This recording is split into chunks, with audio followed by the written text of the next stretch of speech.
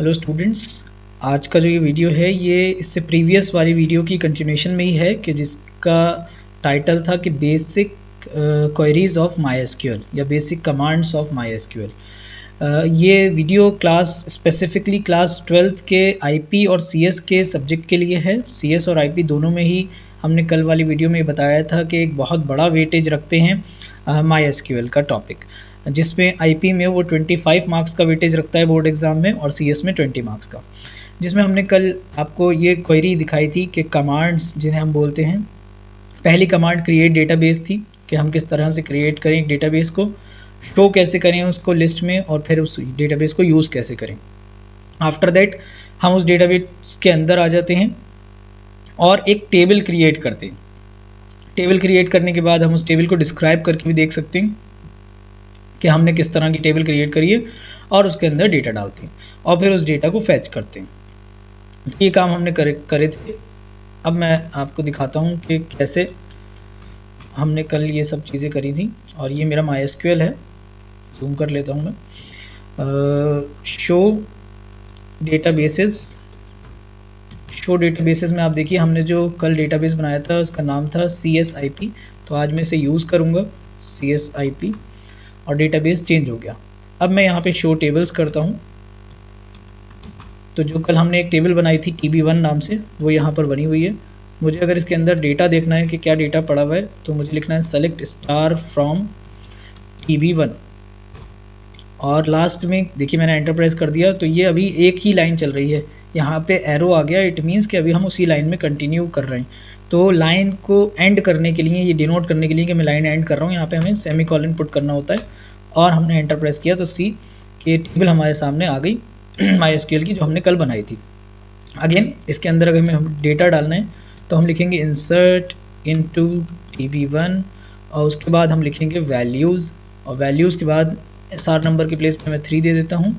Name के place पर मैं अपना नाम दे देता हूँ और मार्क्स के प्लेस पर हम कुछ मार्क्स लिख देते हैं और इसको ब्रैकेट को क्लोज करते हैं और हम एंटर प्रेस करते हैं तो सी कि ये डेटा हमारा एंटर हो गया है, क्वेरी के अंदर आ गया और ये आ गई हमारी टेबल।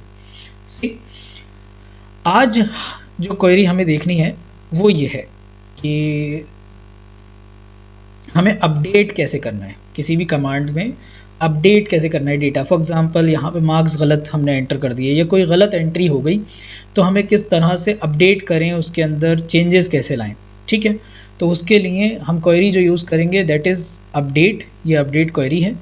अपडेट और उसके बाद स्टूडेंट यानी टेबल का नाम जो है यहाँ पर, और फिर सेट जो भी हमें सेट करना है और वहाँ पर हम यूज़ करेंगे वेयर।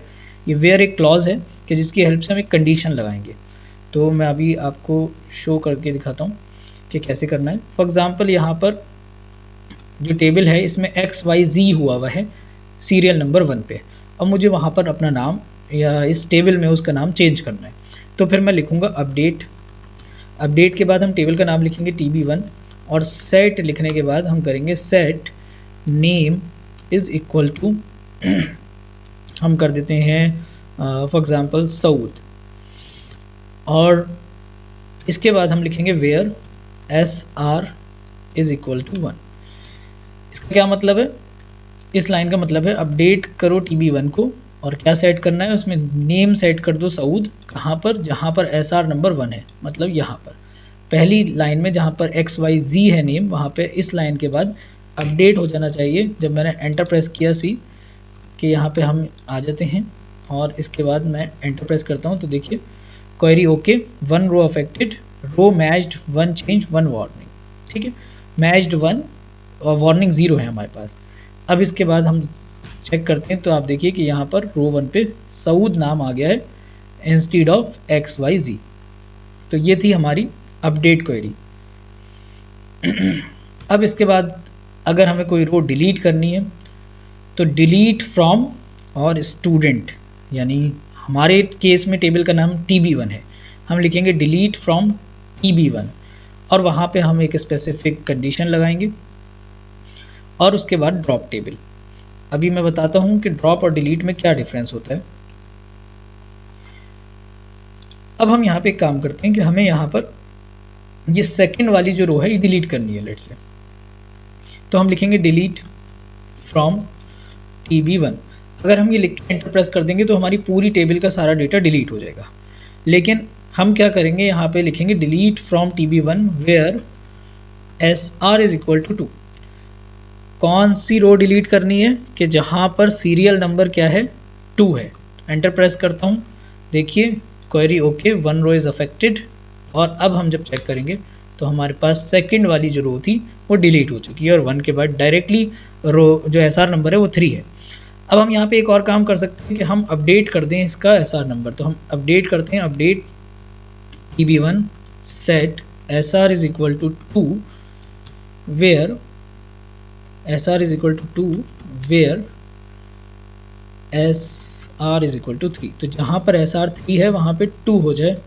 तो अब देखिए आप कि अब हमारा जो टेबल है उसके अंदर SR 1 और 2 आ रहा है। इस तरीके से हम टेबल के अंदर मार्क्स इनपुट कर सकते हैं और डिलीट कर सकते हैं और उसको अपडेट भी कर सकते हैं। आज हमने अपडेट क्वेरी और डिलीट क्वेरी देख ली है। इसके बाद हमारे पास एक दूसरी क्वेरी है जिसका नाम है ड्रॉप।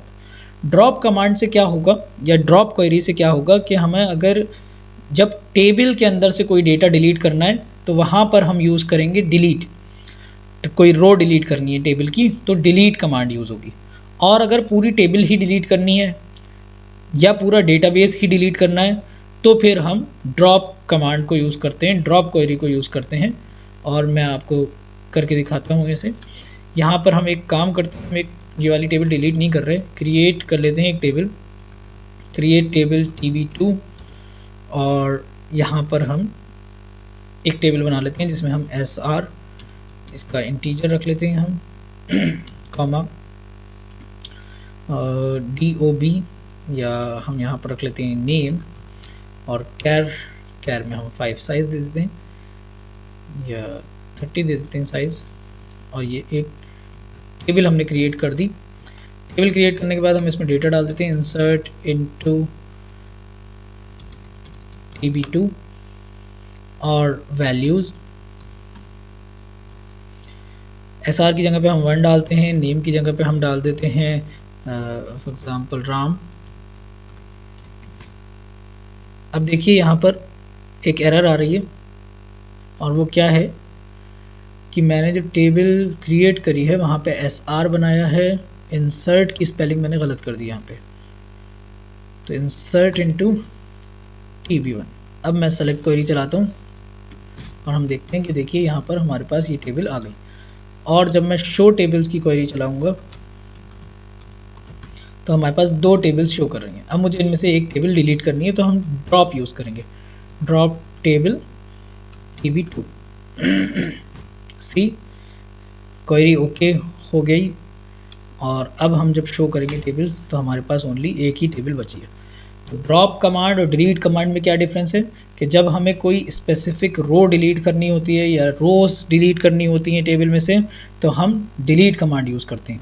और जब हमें पूरी टेबल ही डिलीट करनी है तो हम वहाँ पर ड्रॉप कमांड का यूज़ करते हैं। तो ये हमारी कुछ बेसिक क्वेरीज़ थी और ये इसके बेसिस पर नेक्स्ट क्लास में हम बोर्ड के क्वेश्चन पेपर में जो क्वेश्चंस आए हैं वो ट्राई करेंगे। थोड़े बहुत IP के भी करेंगे, थोड़े बहुत CS के करेंगे और देखते हैं कि कैसे हम इन कमांड्स को, बेसिक कमांड्स को यूज़ करते हैं। इसके लिए आप लोगों को बहुत अच्छे से प्रैक्टिस करनी है। इन पीछे जितनी भी हमने कमांड्स बताई हैं इनको अच्छे से लिखिए, पढ़िए और इनके एग्जाम्पल्स करने की कोशिश करिए। प्रीवियस ईयर क्वेश्चन पेपर में देखिए कि यहाँ पर कितनी ये क्वेरीज़ किस तरह से आई हैं।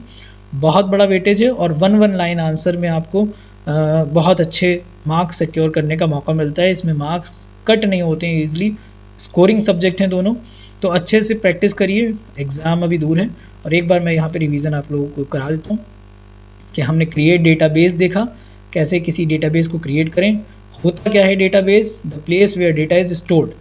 और उसके बाद आते हैं शो डेटाबेसेस जो हमें शो करता है कि कितने डेटाबेसेस हमारे बने हुए हैं। फिर हमारे पास है यूज़ डेटाबेस, तो कैसे हम यूज़ करें किसी डेटाबेस को, कैसे टेबल क्रिएट करें, टेबल को डिस्क्राइब करना, उसके अंदर डेटा इंसर्ट करना, उसमें से डेटा फेच करना, सेलेक्ट क्वेरी की हेल्प से होगा, उसमें डेटा अपडेशन करना और डिलीट करना कोई डेटा और पूरी टेबल ही डिलीट करना। तो ये आज की हमारी क्लास हम यहाँ पे इनफ रोक रहे हैं, यहाँ पे इसे एंड कर रहे हैं। नेक्स्ट क्लास में हम क्लास 12th के थोड़े से सिलेबस की बात करेंगे आईपी के जो बेसिक कमांड से ऊपर जाके उन्होंने फंक्शंस सिखाए हैं वो कैसे होंगे, और वो सारे फंक्शंस हम एक जगह पर कर देंगे। पूरा आईपी के जितना भी सिलेबस में जो 12th में फंक्शंस हैं वो सब कल की वीडियो में हम डाल देंगे। ओके, तो थैंक यू सो मच। आज की इस क्लास को हम यहीं स्टॉप करते हैं।